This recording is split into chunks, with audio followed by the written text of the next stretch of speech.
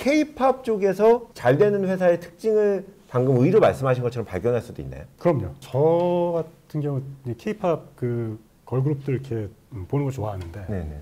아 그런 쪽 취향이 응원하는 마음. 아, 네, 응원하는 마음. 네. 아, 근데 삼촌 팬. 그렇죠. 네. 보다 보면은 예전에 이제 JYP가 한번 그 트와이스로 시가총액을 1조를 넘었다가 잠깐 좀 쉴 때가 있었어요. 이제 그때 뭐 있지 나오고 뭐 이제 스트레이키즈 그리고 이제 뭐 갓세븐, 스트레이키즈 그때 막 시작되고 이럴 때였죠. 근데 그때 주가가 올랐다가 이제 한참 조정을 받았는데 그때가 아마 2만 한 3, 4천 원, 뭐 4, 5천 원 이랬던 것 같아요. 시가총액이 1조 밑으로 떨어졌을 때죠. 한 8천억 정도? 예. 근데 그때 JYP에서 그 니쥬, 그러니까 일본 멤버들, 그 니쥬 이제 오디션을 했단 말이죠. 오디션 기간이 꽤 길었어요. 그리고 그게 계속 그 유튜브에 계속 공개가 됐었어요. 저는 이제 그걸 계속 봤거든요.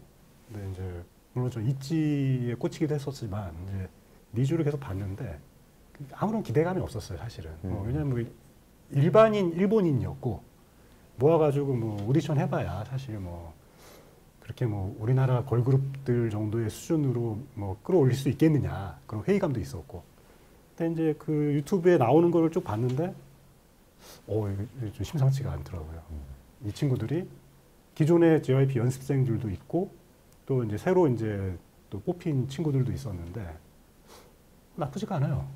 그리고 점점 보다 보니까 일본의 메인 방송이 많이 나와요. 뭐 스킬이라고 하는데 그리고 그런 것들이 공유가 막 되고 계속 보다 보니까 얘네들이 좀 괜찮을 수도 있겠는데? 라는 생각을 한 거죠. 그러다가 그 한번 이제 그 프리 데뷔를 했어요. 그랬는데 그게 오리콘 1위를 해버렸죠. 네. 저는 그때 샀거든요. 왜냐하면 이거는 트와이스가 하나 더 생기는 거니까. 네. 그러니까 기존에 트와이스만 끌고 가도 그때는 이제 스트레이키즈는 좀 JYP가 사실 그 남돌은 잘 안 된다라는 인식이 많았잖아요. 이제 나중에 성공했지만.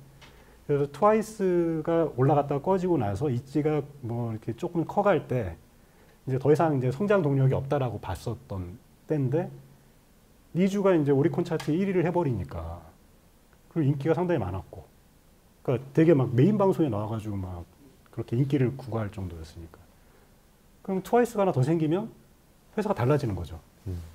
네. 그래서 이제 그때 저는 이제 샀었고 근데 나중에 이제 그쪽 업계에 계신 분 말씀을 들었는데, 이제 요거는 이제 제가 이제 그 외부에서 봤던 아이디어인 거고, 이게 그 엔터 쪽은 그 헤게모니를 그 회사가 가져오는 게 되게 중요하다고 하더라고요. 그래서 결국 이제 팬이잖아요. 팬들이 이제 매출을 만들어 주시는 건데, 이 팬이 그 아티스트들한테만 꽂혀 있고 그 기업 자체에 대한 그런 충성도가 로열티가 없으면 사실 그 회사가 헤게모니를 가져가기는 어려운 거죠.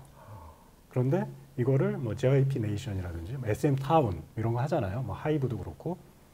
그래서 회사의 그런 그 팬으로 만들어 놓으면 이게 이제 기본적으로 어떠한 그 아이돌을 데뷔를 시키더라도 기본적인 노출 그 풀 자체가 커지잖아요. 그러니까 성공 확률도 높고 퀄리티만 올려놓으면 그래서 그런 선순환 구조로 간다 그러더라고요. 그래서 그런 그 회사에 대한 팬층을 만들었느냐 못 만들었느냐에 따라서 중형사냐 대형사냐. 예. 그래서 JYP가 했던 게 옛날에 그 박진영 씨가 했던 거는 그냥 아티스트를 키웠던 건데 거기에 이제 그 대표님이 들어가시고 하면서 그 아티스트 베이스에서 회사 베이스로 JYP 네이션으로 팬을 아티스트에서 회사로 옮겨오면서 그렇죠. 좀 단단하게 회사를 만드는 거구나. 그렇죠. 그래서 트와이스 팬들이 그냥 트와이스만 좋아하고 마는 게 아니라 뭐 스트레이키즈가 나오면 스트레이키즈도 보고 있지가 나오면 있지도 보고 또 그렇게 계속 이렇게 예전에 그 SM이 그걸 보여줬던 거거든요. 그래서 SM이 예전에 뭐 동방신기부터 해가지고 계속 그런 그 아티스트들이 나올 때마다 그 팬심이 계속 올라가면서 커지고 이런 식으로 간 거거든요. 그러니까 이제 점점 예측 가능한 영역으로 가는 거죠. 거기에다가 JYP가 2.0 체제로 가면서 멀티 레이블로 갔잖아요. 그러면서 이게 그 기존의 그 리니어 하던 그런 형식에서 그 병렬적으로 이제 가니까 이 캐파가 늘어나는 거죠.